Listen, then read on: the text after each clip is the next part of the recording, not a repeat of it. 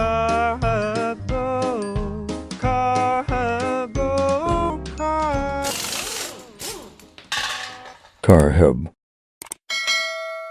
What's up, guys? Welcome back to CarHub here. Today we're just going to do a quick video. We got this 4th gen Prius Prime, so we're going to show you how to put it in maintenance mode. Really simple, easy, so we're going to get straight into it. So first thing you want to do, you want to hit the power button twice to put it in accessory mode.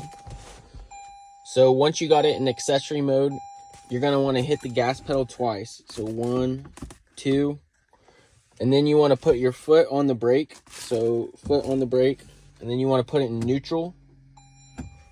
You can see it's in neutral there.